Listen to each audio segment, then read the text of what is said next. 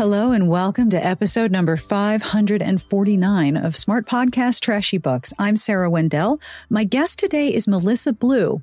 Melissa tweeted that she wanted to talk about Spare, and so did I. So we did. And I know there has been a lot of coverage of this book, and you might have opened this episode and been like, I don't know. But trust me, we're going to look at the book both from the perspective of being romance readers and romance writers, but also the larger narrative about dismantling propaganda. As Melissa points out, narratives constructed around Meghan and Harry echo a lot of other narratives we've seen about other people, especially women in public life, who are subjected to propaganda to undermine them. So there's a lot more going on. It's almost like talking about romance novels, which a lot of people dismiss, but actually are doing a lot of work to reveal narratives about ourselves. So I look at those two things as very similar. I hope you enjoy this conversation. We had an absolute ball. I have a compliment. I love this part. To Emily D. If you think birds and squirrels are watching you, they totally are, because they know you are among the finest of humans, and they like to keep you company as they tell every other creature how great you are. If you would like a compliment of your very own, or if you would like to support this here show, please have a look at patreon.com/smartbitches. Pledges start at $1 a month. The bonus episodes and Discord are open to all levels, and you're helping me keep going and making sure that every episode has a transcript from Garlic Knitter. Thank you, Garlic Knitter. Thank you again to our Patreon community for being entirely fabulous. I have a special heads up about next week's episode. Some of our most popular episodes are crossovers with Heaving Bosoms, so we are doing another one. We are discussing The Madness of Lord Ian Mackenzie by Jennifer Ashley, which is a 2009 historical romance. Part 1 will be hosted in the Heaving Bosoms feed Monday, February 13th. And then part 2 will be right here at Smart Podcast on Friday, February 17th. So next week's episode, next Friday, February 17th, is part 2 of a crossover. So you can find the first part on Monday, on the 13th, and then part 2. And we have so much to discuss with this book. I don't know if you've read or reread this book, but we have so many things to talk about. So Monday, Heaving Bosoms, part 1. And here at Smart Podcast Trashy Books, part 2 of our crossover will be next week's episode on Friday, February 17th. This episode is brought to you in part by Athletic Greens. I tried AG1 because I like having a nutritional drink, especially when I'm short on time or I'm traveling or I'm off my normal eating schedule, and the all-in-one formula makes it really easy for me to cover my nutritional bases every day. AG1 is powerful because it's easy. I take it after a workout or after a walk, and it feels really good to know that I'm making sure I have all my vitamins. It's a daily habit with excellent benefits. Now, you can make it with ice water, but I like to mix it with yogurt or toss a scoop into a smoothie to boost the nutrition in one step. Why take a bunch of different things when you can just mix a scoop of powder once a day?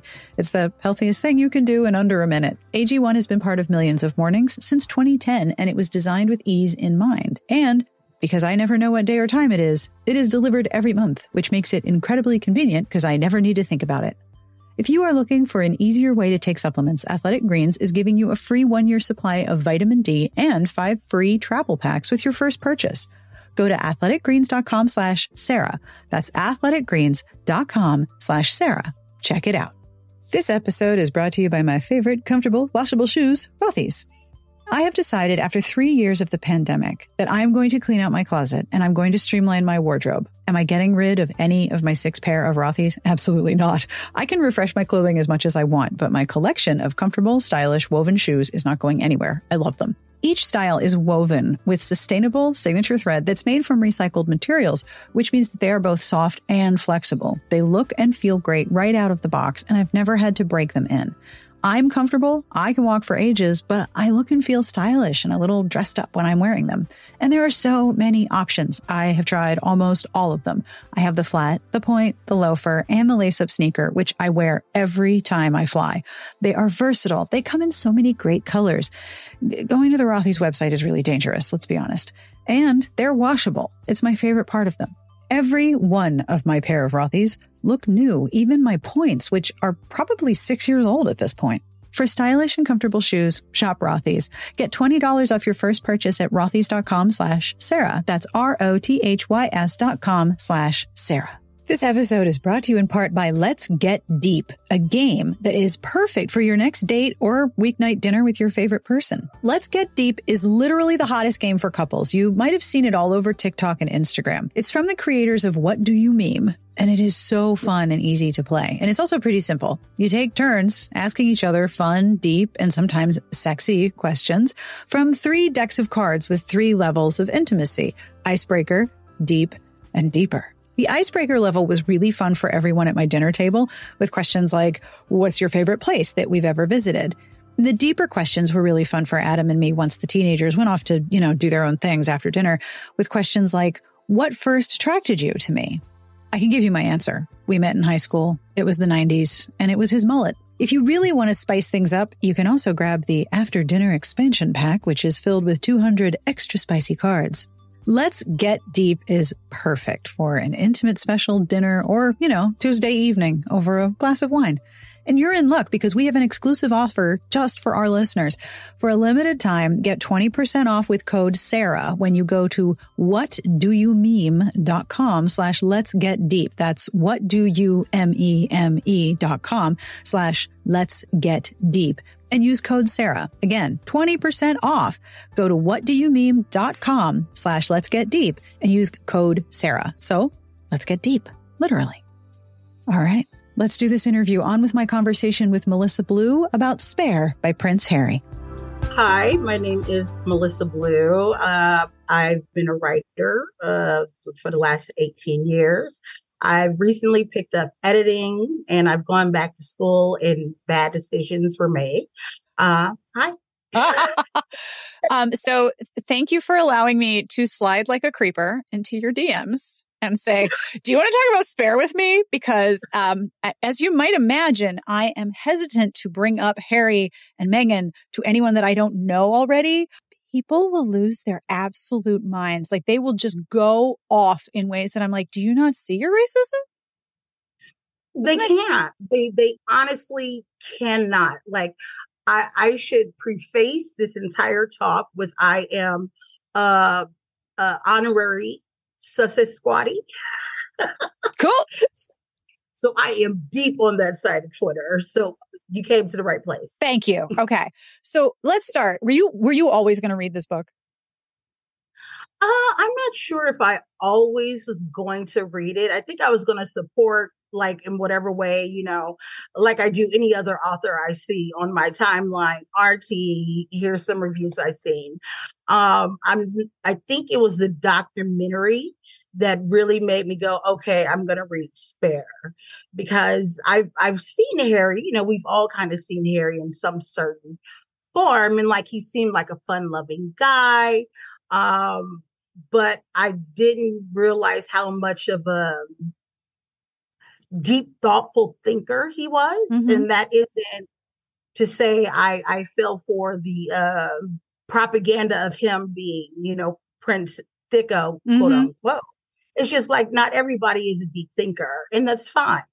And so I was really curious to see what he thought about his own life versus what anyone else says about him.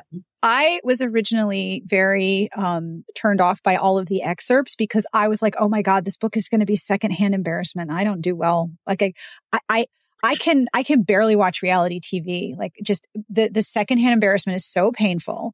And I was reading all of these out of context excerpts and I was like, is this just a book of secondhand embarrassment? I don't know if I can sign on for that because there's a lot of words in this book and I can't handle that much cringe. My abs would not take it.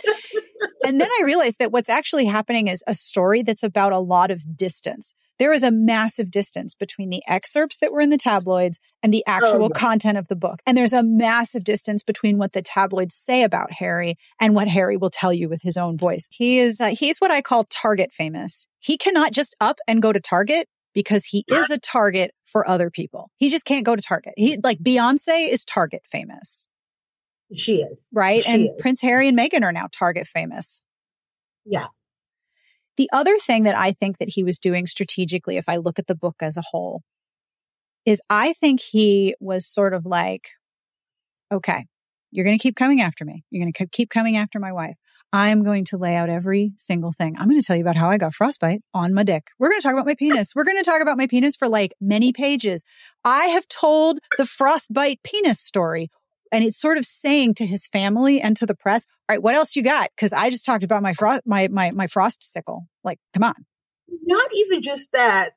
When you go back and look at my brother's wedding and you see me standing around there, I want you to think about every now and again how I had frost nip on my penis. Right? Like, he's like, what? Okay, I have laid everything out. You have no ammo, and I have exposed all of the lies. What else you got? You got nothing. I definitely think that was part of why he went to the dirty details. Oh, yeah. Of his life and left nothing out. But he has left them with no real ammunition. And they're mad that Meghan isn't showing herself because they can't yell about it. Talk about absolute racism. They got tired of having their focus on Harry. So now the spin is, where's Meghan? Why isn't Meghan there? She must not really support her husband since we haven't seen her out and about. It's like the book is about Harry. Yeah.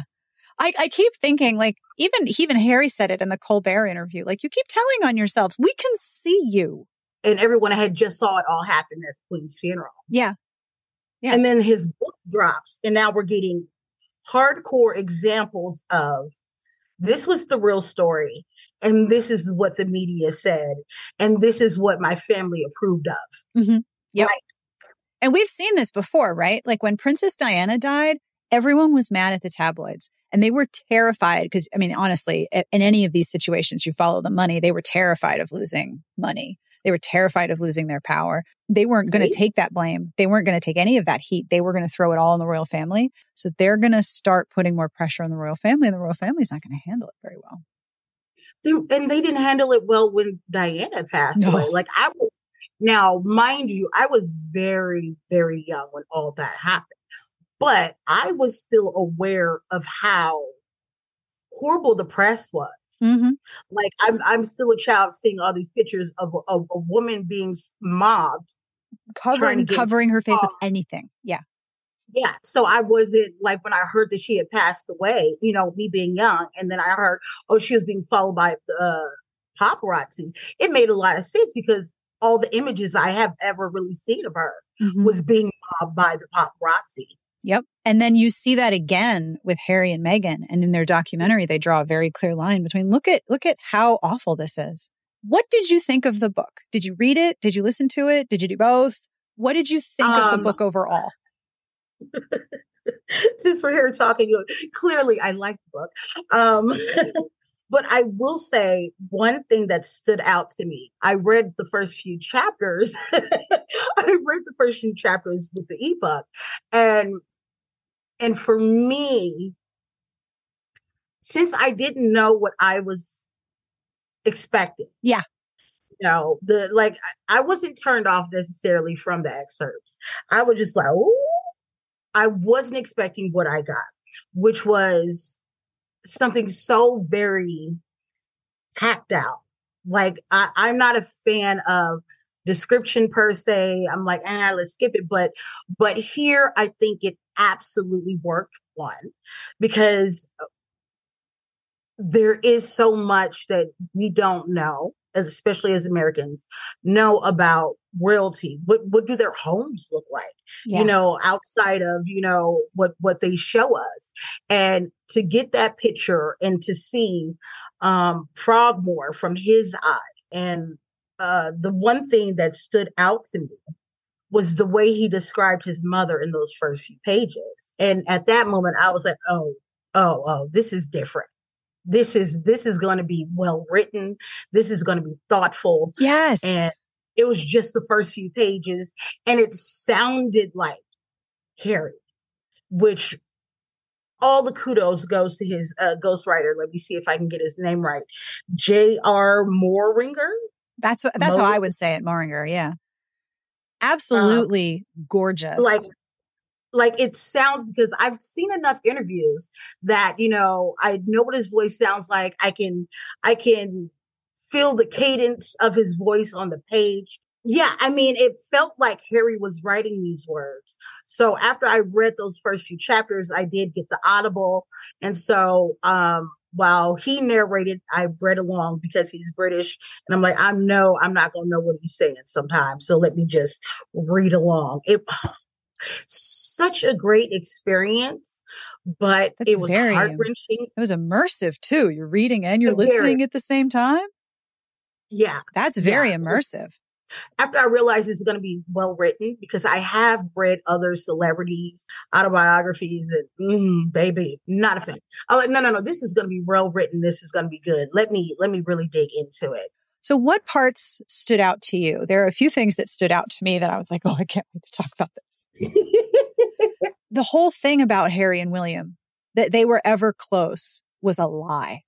And it only got trotted out when it made William or Charles look good. The idea that they were never close is just staggering to me, because that was a narrative we've been fed for as long as we've the boys, they've joined together shoulder to shoulder. Yeah. They were never close. That was all a lie. And how many different ways, this is a good point to your catching of the writing. How many different ways did they find to say in that book that they were never close? About 4 million. Right? It was never just like, no, it wasn't true. Well, actually, it was, the press said this, but here's the story. It is astonishing, the absolute desolation of what Harry says about his relationship with William.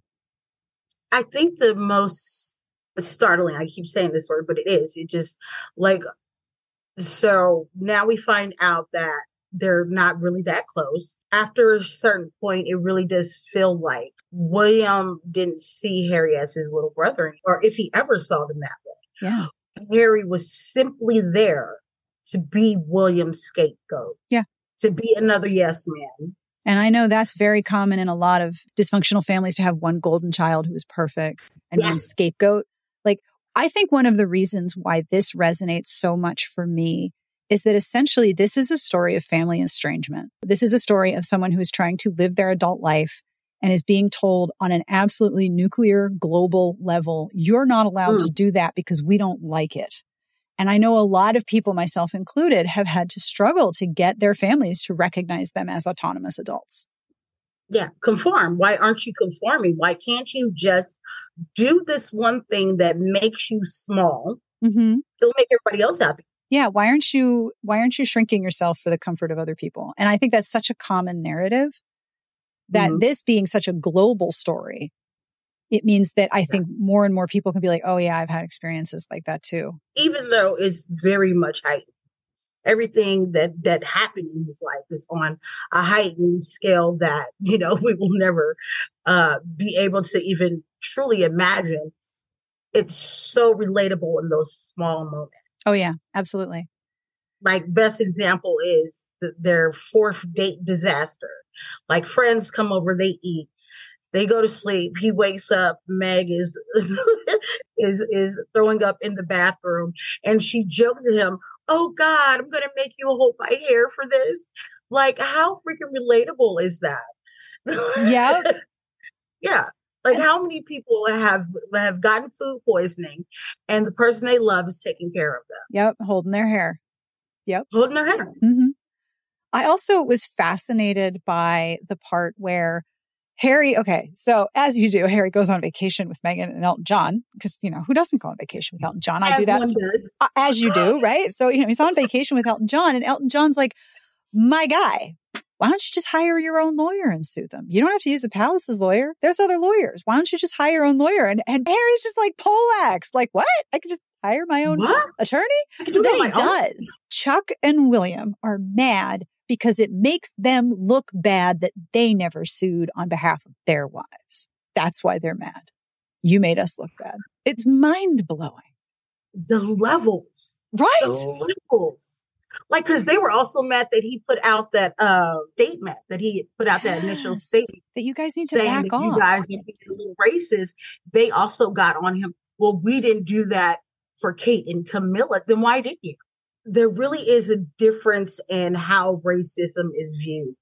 Like someone was saying, they made the example, the way white men felt about Obama is the way many white women feel about Meghan. Oh my God.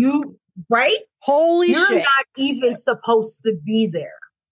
You're not even supposed to be there. This is so personally offensive to me that you are there doing this thing and existing in this way and while being Black. Unacceptable. Holy shit. Yes. Yes. Like that kind of blew my mind. I was like, yes, that makes so anything and everything you do is heightened. Yeah. Because you're not even supposed to be there. How dare she leave with our prince? Dare she be loved and happy, have those kids? Like, how dare she? So we are going to tear it all apart. And the way in which the British media and the British royal family cannot see the value of the community that has risen up around them to protect them in America. Yeah. Yeah. And I think what people really just truly don't understand about the Black community is that we are really ride or die for our people. We are really ride or die. Like especially when you get into certain situations that anybody with eyeballs can see, this is going to go bad. Oh yeah. Because even though I was happy for Meghan, I watched the wedding. Yeah. Because I was a fan of Suits before. So when I heard about that, and so and for that wedding, you would have had to get up like 1 a.m, right? That was middle of the night for you. Girl, I can't remember. I just know I watched the wedding. I understand completely. And I was like and the part of me was like her smile seemed strained at times. But every time she looked at Harry, she was grinning and he was grinning back at her. So I'm like, it's going okay. But we saw what happened with Diana, us Americans. If we didn't see nothing else about the British family, since then, we remember how they did Diana.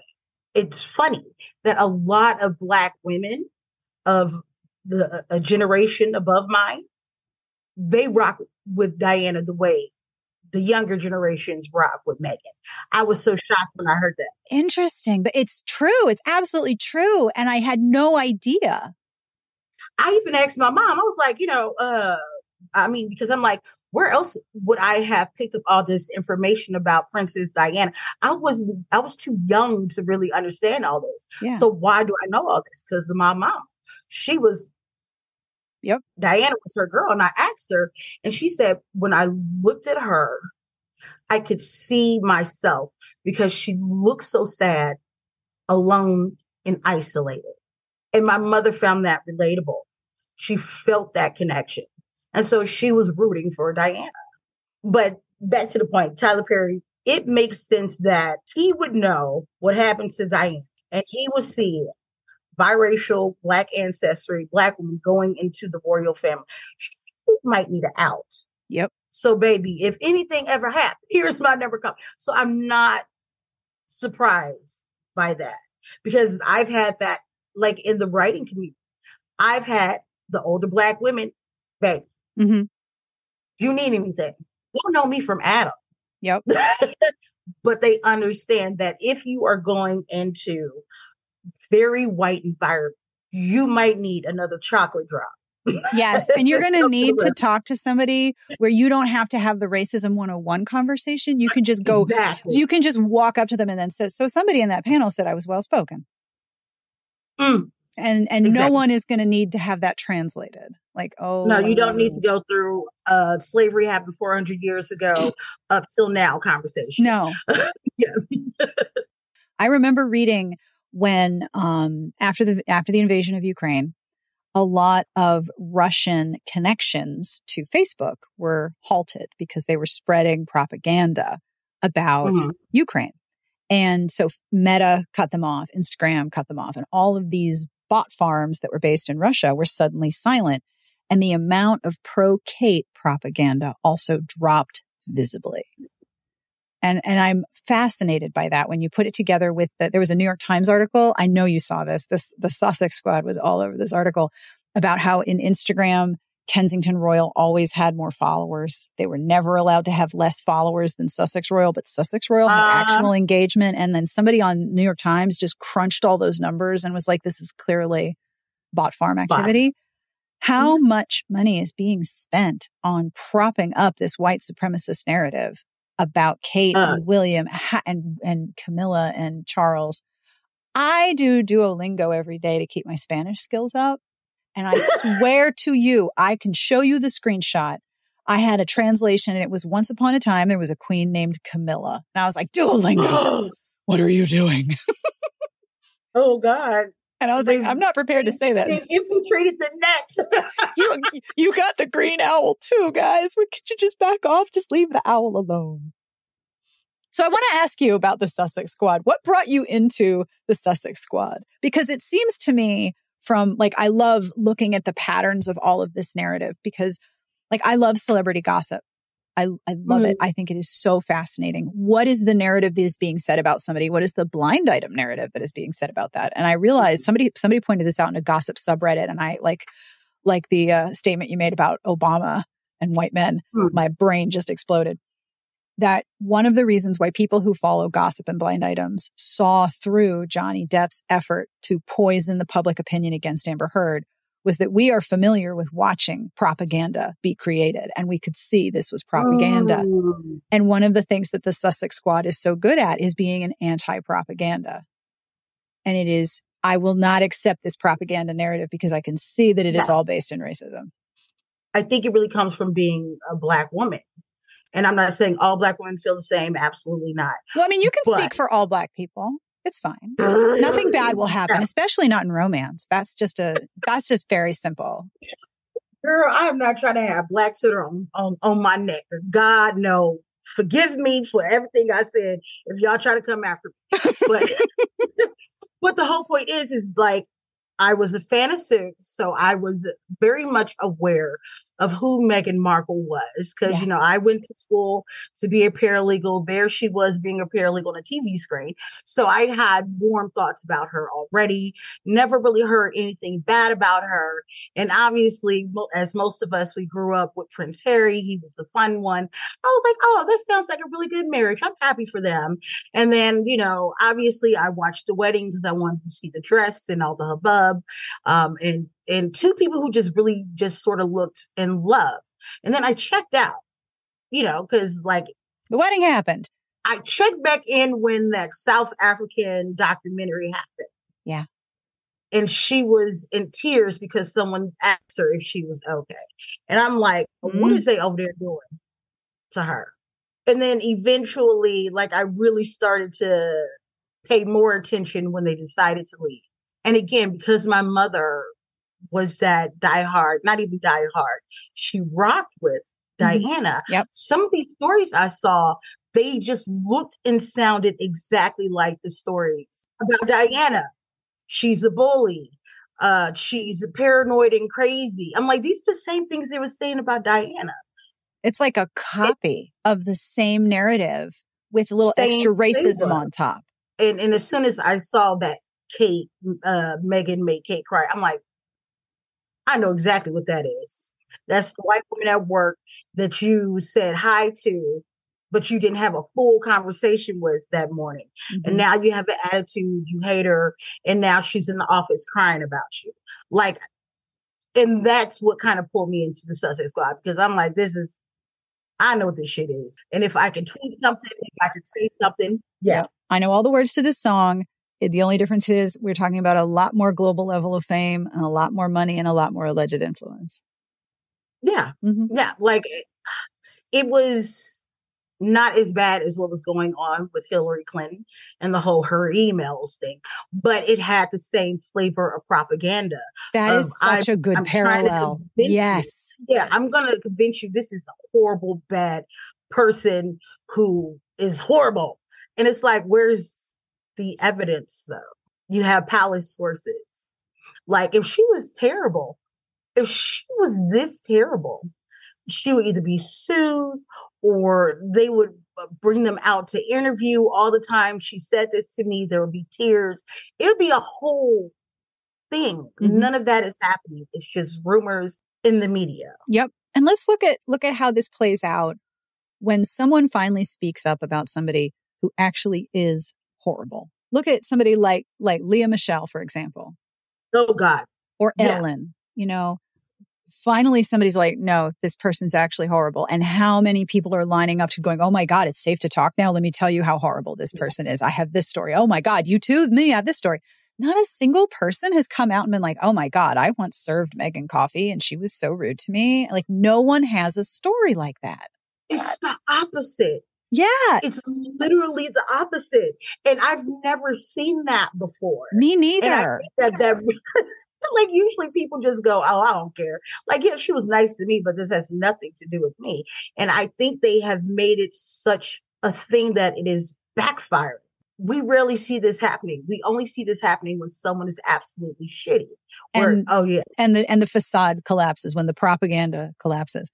Yeah. One of the things I find the most fascinating in celebrity gossip stories is when you start to see the distance between who someone is pretending to be and who they actually are. Like that was the reason why the Try Guys thing was so fascinating, because he was pretending that this narrative was true. And the actual narrative was so far from that.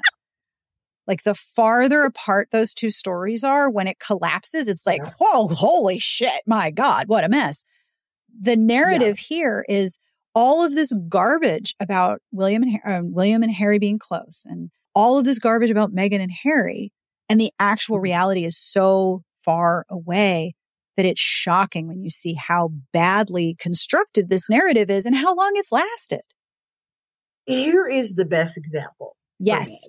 Because again, me and Harry are the same age. So in my head, because my family, it's dysfunctional, but they're loving. Loving. So I thought in my childlike mind, and I grew up and it's still stuck in my head, that he lost his mother, but the queen, if not his father, because his father looks like a mess, the queen must have taken him under her wing and really loved and cared for him. When the true story is that that I got from Spare, they sent him off to boarding school. Yeah. No one was allowed to talk to his mother. Nobody hugged or loved on him until he got old enough where he could create those own relationships for himself. Yeah. He healed up enough after going through the military, having a purpose. And then he met what he feels is the love of his life, where he made the family he always wanted. And that's what I love most about Spare, is that brushes away all the bullshit that's out there about who Prince Harry really is. It tells you this is exactly who I am. You ain't got to like me. You ain't got to love me, but this is going to be the truth you're getting. Yep. And I just want to protect my family. And as a romance, it works real well. It works real well, because I love romance novels where, so for example, I love fake relationships, because one of the things that really often happens in fake relationships is that you have the performance of, we're going to pretend. But then when they're in private, they're actually themselves. Like they strip away all of the pretense and they're just like, I don't have to pretend with you. This isn't even real. So you're going to see me, throwing up because I got food poisoning. You're going to see my honest and true self. And then you're going to be like, oh shit, we really work well together. Maybe this isn't fake. Yeah. So when you have that narrative of I'm going to be my honest self from the jump, because like, what do I have to lose? This isn't even real. Like, I don't have to pretend or put on my best self with you. Like, we're going to go out in public and make a performance, but in private, like, I'm just going to be myself because I don't have anything to lose here. That same narrative is present in this book of nonfiction. I'm going to be my honest self here. You're going to hear about my dick and what happened. And the thing about that is there's two parts to that story that I find so interesting. One is that he was afraid to speak up.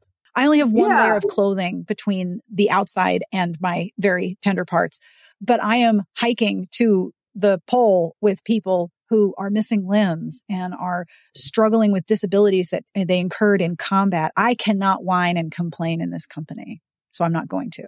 And then he has to find a doctor for his wee-wee as Prince Harry. That won't turn around and sell the story. Tell the press. That was one of the things where Meghan was, when they had a fight and he was really cruel to her and she was like, you will be getting therapy. I will not have this in my relationship. I will not have this in my home, and I will not have children if this is the kind of environment that you are bringing, because I'm not here for it. I love that because that's really brave. But also, how hard do you think it is for Harry to have possibly found a therapist in the UK? Because he found a therapist and found somebody he trusted. and found someone who would keep his secrets and be trustworthy. How hard is that? Like, how do you even do that? It's not finding a needle in a haystack. It's finding a needle in a stack of needles. Yes, exactly. Like I have to find There's somebody that I trust. who's not going to know who Prince Harry fucking is. Or if they do, they understand the responsibilities that they carry. But also finding a therapist is really personal. Like I've tried to find a therapist and I've just been like, yeah, we are not vibing and you don't get my sense of humor. And if I have to explain how I work on the internet and that, you know, my colleagues, I don't ever see them in person. They're on Twitter. Like that's hard, you know? And I'm just like some rando person here. This is somebody who's globally famous and he has to be able to have a safe space to talk about incredible levels of trauma that everyone has already witnessed. Like we all saw him walk behind a coffin. Like, can you imagine? I felt vulnerable thinking, oh yeah, this is not going to vibe. I got to start the triangulation all over again of who's available, who's taking new patients, who's covered by my insurance, who's within an hour's drive. Like that's exhausting work. On top of that level of fame. No. What you're saying is on point because therapy is about creating a safe space with someone. Yeah. Being able to trust them. Who was he at that point? Who was he ever really able to trust? It wasn't the family he was supposed to trust. No. Too many of friends would turn around and talk. I'm paying you, yes. But what is everything I tell you right now, is it always going to stay within these walls? Yeah. And if the media finds out about you, I'm going to lose. I'm going to lose you. Yeah. And because it's going to make your life hell. And I know, like in my own personal life, that I have trusted the wrong people and they have shared my business in a way that I didn't like. And for me, that's just, you know, that's painful and embarrassing and hard. There are so many points in this book where it's just so fucking relatable. Mm-hmm. And it makes sense why so many people, after they get done reading the book, they go, you know what, this was a really good read. Mm-hmm. It really gave me, even if they didn't end up liking Harry at the end of it, it was a really good read. It really made me think about the press in a certain way and the stories I'm consuming about people that I think I know that I do not know. Yeah. It is a giant deconstruction of propaganda that is his whole life. My God. It's propaganda. And also it's one of the ways I think it's destabilizing to the monarchy is that the monarchy exists fundamentally on the idea that God chose those people to rule over other people. Mm-hmm. And that's something that's going to be played out in the coronation. Like they have to figure out how to finesse this thing that in the 1950s, they said outright, the God chose the queen to rule over England. Like they are divinely anointed. And that's kind of a hard narrative to sell right now, to be fair. I mean, the last time they had to sell the narrative, it was a very different nation. Yeah. A very different nation. And a very different time period. They just come out of a massive war. Everybody, yeah. And they weren't sure they were even going to have a country after that war was done. And I mean, they literally had Nazis in the family. They still kind of do. And like, it's a different world. How do you sell that narrative now? And what Harry's narrative and what his story does is say, you know, these are actual people. These are actual people. They are in an absolutely terrible situation. He's not wrong. They're trapped. And he said in the end of the book, you know, when his father cut him off, so I was born into this family. I was raised in a way that makes me ineligible to work. Like, how is he going to have a job? He's Target famous. He can't go to Target. How's he going to what's he going to do? Answer the phone? How's he going to work at Target? Yeah. Work at Target if he's Target famous. Right? Like this is a really destabilizing narrative because it points out that all of these individuals are flawed humans. They can't even raise a person. How are they supposed to run a country with no training? Like they can't even do media training. They don't even understand social media. They are completely unequipped for the world that they're in, but they're anointed by God to run the show. And any narrative that's like, oh, no, they don't have actual power. Yeah, they do. They absolutely do. I mean, come on. So by making all of these people flawed humans, which of course is my favorite part because I'm a romance reader, so I like reading about flawed humans. That's like why I'm here. The fact that he has shown all of these individuals to be deeply flawed humans who are motivated by greed and insecurity is deeply destabilizing to this whole idea that, but God says it's okay. It's not just deeply flawed that God says it's okay. Is got to go back to the funeral. Yep. You're not supposed to cry. Nope. You're not supposed to hold hands. You are supposed to be the perfect picture. Mm-hmm. Perfect picture. And the picture he drew was anything but perfect. Yeah. That is the most destabilizing thing. Yeah. Of what he said. Absolutely. These people who come out and you're supposed to be examples of, yep. You should not look up as examples because they lie to you. The media helps them. It's all a goddamn mess. And it's all a lie. Everything that you have been told is a lie. And they are lying to you to preserve their power. Mm-hmm. Yep. And it's the same narrative that's played out in so many different arenas, even here in the States.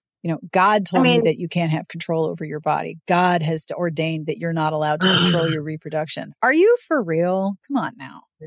Don't get me started. Don't get me started on those narratives. One of the things that I think Harry got so close to realizations about, and to be completely empathetic with his situation, these people can't love me. These people cannot support me. And more importantly, monarchy is a human rights violation. The existence of hereditary monarchies is a human rights violation. There is no reason why there is a group of people who are hereditarily going to rule over you. And it's a human rights violation for the people who are being ruled over. And it's a human rights violation for the people in that family because you're born and you don't get a choice of anything, like nothing. Anything. Nothing. That's a human rights violation. And he comes so close. I also had to struggle just a little bit with the, we're the good guys. I understand why this is, but yikes, this is a little hard to listen to. I know exactly where you're getting at. Yeah. The umbrella of he's almost there, understanding the intersectionality of racism, colonialism. Yes. And war in a sense, because I feel like war is, they use these two other things to do war. Yeah, war is racism and colonialism and protecting of profits. And he's so close, like his whole point of making a distinction in unconscious bias and racism. And he keeps saying what they did was unconscious bias. And if they don't do anything to fix it, then that's when it becomes racist. And I'm like, my Black self, sir, it's already at racism. It's already there. I understand you trying to lead folks slowly over here, but it was racism, baby. Let's go with that. And every time he did that, I was like, are you afraid to call people racist because that's all they're going to hear? It's a white person thing. It's very much a white person thing. Let me take it back. It's a white person thing who has just recently learned about racism. Racism. Yep. Trying to talk to someone who is on the other side of it. Yes. Possibly. Yeah. And I think because he's still on the I'm just getting to learn it thing, I give that much grace. Yes. But not much. Yeah. Because it's like you were 38 goddamn years old, sir. Mm-hmm. Like it's all a mess. Yeah. And that's why I was mostly surprised the book wasn't messier. Yes. Because I was, after I saw the excerpts, I was kind of bracing for just ugly, absolute mess. He was so kind. Yeah. Yeah. Like I truly believe that he does want reconciliation, though I do think he is prepared for it to never happening. Mm-hmm. But the things he could have said. Oh, yeah. And I think he and Meghan have been very strategic in building a position of strength for themselves. They moved to America. They sign deals, and he's been upfront. I signed these deals to pay for my security because of who I am. $6 million. Right. Like and everyone has said the threat level against them is real because the same absolutely irrational hatred that you have directed at people like the Obamas is directed at them. And that just absolute instant, like just people just lose all of their cool and start frothing at the mouth. And I'm like, you don't even know these people. These people are not people you know. Like I have people who, you know, I can carry a grudge. I can have people I go off about. I mean, come on. This is like a human thing. I don't have that much rage for people I don't know. No. Like there are very few people, like Donald Trump. Okay. Yeah, I'll give you that one. That's fine. But the thing is, Mitch McConnell. Mm-hmm. Yep. What makes it, most of the Supreme Court. Yeah. Mm-hmm. But the difference is those people have a direct impact on my life. Yes.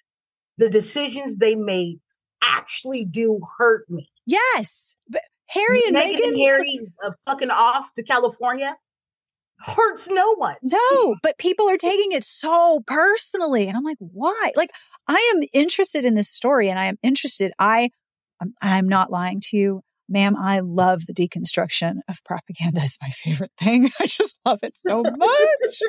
Like the whole, like, oh, let's all, like, this is probably what comes out of growing up in my dysfunctional family is like, let's all stop pretending that this is okay. Cause it's not, you know? I think it's fascinating. I think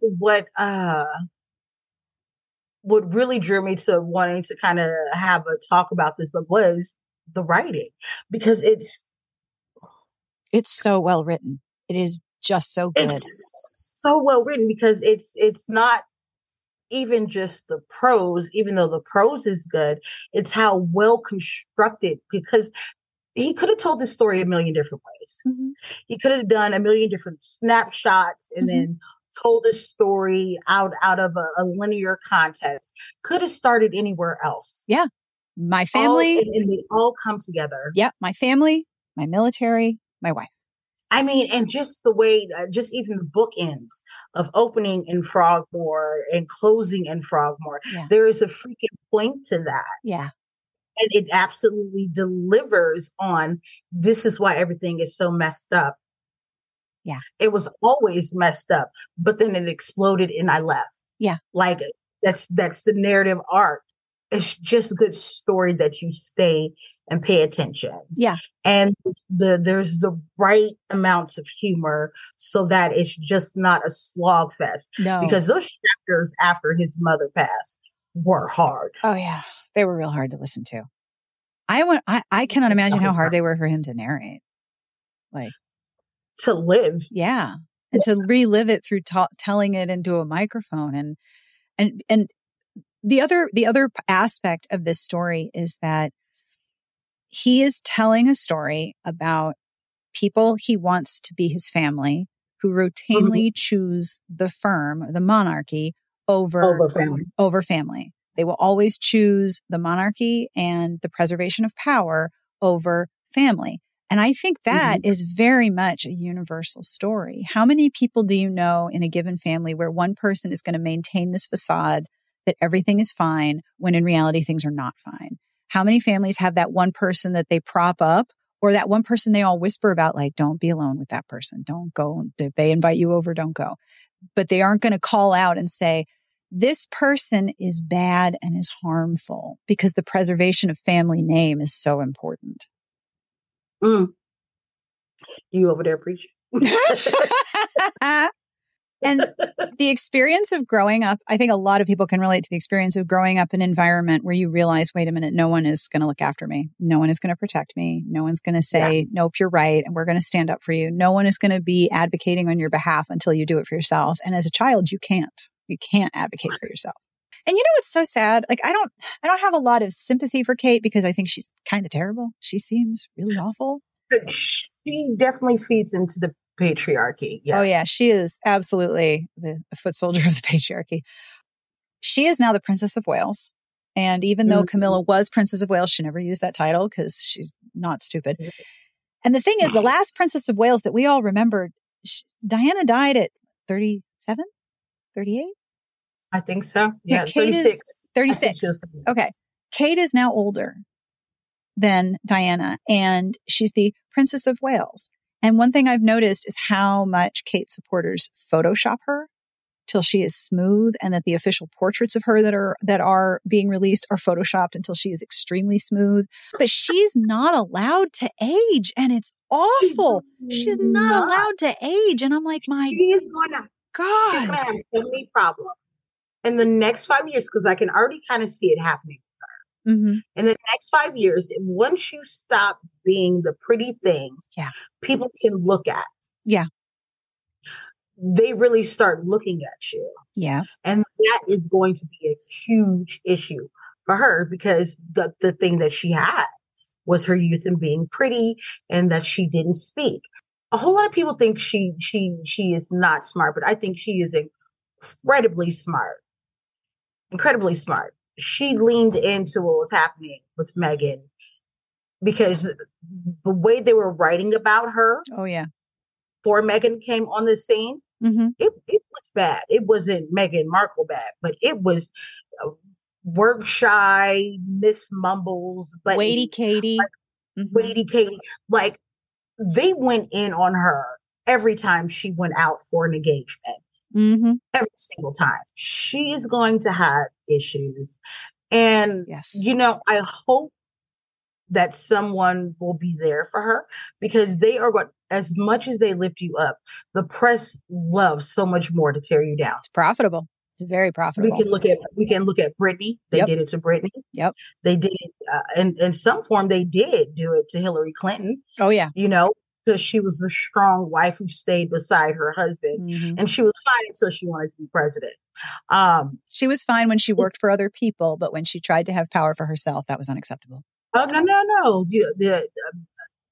You're going above your station. And that's what we do here, at least in America. We may not be as obsessed with class, but there are places that you are not supposed to be if we didn't prove it. One thing that absolutely makes me extremely joyful as a person who is, adjacent to the book selling industry is the number of copies this book has sold in simultaneous translation. First of all, I'm really glad this wasn't a HarperCollins book, so I can talk about it. Second of all, the decision to release it simultaneously in so many languages, like in Germany, the German version was the top version, and then number 2 and number 3 were 2 different English versions. Like, it's the top 3 book. All I could say is I had the pettiest laugh this week. The pettiest of laughs. Watching the British media say this book is going to flop. No one's going to read it. No one is going to care. He's going to have to sell. And 1.4 million is a big number to hit. Very much so. Some people don't even make it out of the tens. They might sell 8 books. Yeah. They might sell 1,000 is a good number for some. Oh, that would be a friggin' So miracle. him having to get 1.4 million to make back his supposed advance of 20 million. That is a huge number. For him, what was it, 3.4 or 3.6? Yeah. Million books. Yep. And somebody on my timeline was asking, is that a good number? I'm like, girl, if he didn't sell not a single other goddamn book past this week, he is still going down in history. He is still going down in history. Because fiction, nonfiction sales, those are huge numbers. That's for someone who is irrelevant. Quote unquote irrelevant. And he saw the American media stick up for him in a way that his family did not, and a way that the British media did not, because both Michael Strahan and Anderson Cooper said, we reached out to Buckingham Palace for quotes. They told us they wanted the entire interview in advance. And as news organizations, we don't do that.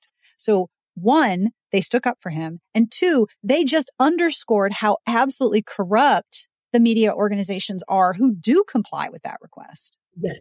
Because you imagine they do that all the time over there. Oh, yeah. We don't do that here in America. No, we don't.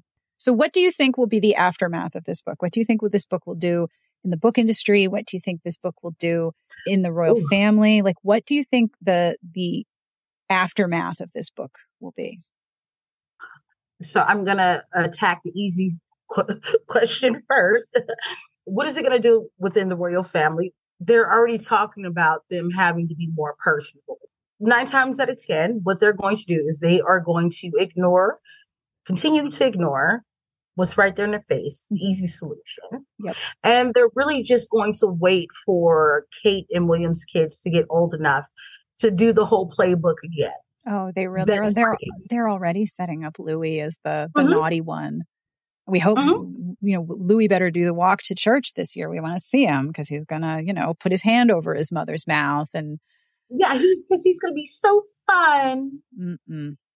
And Harry said that several times. This is going to keep happening. This is going to happen to my brother's kids, and it's not okay, and it needs to stop. So that's my guess of how this book is going to affect the family. They honestly, truly believe that all of this can be fixed if Meghan and Harry divorces. Yep, and Harry comes back. I truly believe that. God, they're high on their own farts. They really now, are. what will it do to the book community? I don't know, because that is a lot of freaking books. Yeah. So who's the publisher? Is it Random House? Penguin Random House. Penguin Random House here and in the UK, and then a bunch of international publishers that worked with them to do the simultaneous translation. Also, incredible how there were 0 fucking leaks. How many translation copies are going on right now at the same time? Like in, September, October, November. Only a week before the book release. That's amazing. Yeah. And bookstores put books out early, but like, yeah, fuck it. I don't care. Just put it out. I don't feel like shelving it tomorrow. Fuck, I don't care if it's Tuesday. Do it now. Like, you knew that was going to happen, and they found a Spanish copy and translated it badly. But even when the Queen was dying, those translations were in progress. There were multiple copies of that book out there, and not a single leak. Like, none. Like how many books they had to print? Those books have been around. Oh yeah, those books have been around for a minute. Oh yeah, just saying. Like I think the only thing that did delay it to January was the fact that he wrote the epilogue. Yeah, after his grandmother passed away. Yes, because I think they were aiming for the Christmas market. I think they were aiming for December, and they moved it to January. Think so. Yeah, I agree with you. I absolutely think so. So the fact they only pushed it to the second week of January, that was a smart move. And imagine being all those translators. You think you're done, and then the Queen dies, and they're like, "Oh, God damn it! What? I gotta do more? All right, send me the files. Fine. You thought you were done, but you're not." No, the person I feel sorry for is the person who did the galleys. Oh, God. The person who had to format all the text. They had to do it all over again. There's a copy of Vellum that's just like sweating right now, having had to do all that formatting. Smoke coming out of the computer, and the Vellum program is like, please stop. That's hilarious. But no, I think Penguin is going to have a really great year. Oh, yeah. They're going to have a real good year. They're going to have a really great year. They're going to have a real good year. They can coast. They're good. And I think unfortunately what's going to happen is that a whole lot more celebrities are probably going to get deals for their book. Just thinking that they're going to be like, this will be the next Spare. This will be the new Spare. Like, no, this is. But the problem with Phenomena is that you can't recreate it. No. There's never going to be another Prince Harry. I think even if Prince William decided to write a book, it would not sell this many at all. Kate, maybe, but it wouldn't sell this fast. But beside the point, with Prince Harry and his book here, well done. Oh gosh, extremely well done. Thank you so much for doing this. I've had a freaking ball. This has been so much fun. Glad. Did we cover everything? Was anything left unsaid? Well, I have one more question for you. This is an easy one. Where can people find you if you wish to be found? Pimp all of your things, please. Okay. Well, right now you can find my website at www.themelissablue.com. Right. You can find my books, and you can find out more about my editing service. And really, you can find me on Twitter shit posting. Good. Excellent. And that brings us to the end of this week's episode. Thank you so much to Melissa for allowing me to be a creeper in her DMs and saying, hey, you want to talk about Spare for like hours? I hope you enjoyed this conversation. And I'm really curious, if you read Spare, what did you think? And as a reminder, so you don't forget, next week is our Heaving Bosoms crossover event. So Monday, February 13th in the Heaving Bosoms feed, you'll find part 1 of our discussion of the madness of Lord Ian Mackenzie. And then part 2 will be right here on Friday, as usual, in the Smart Podcast Trashy Books feed.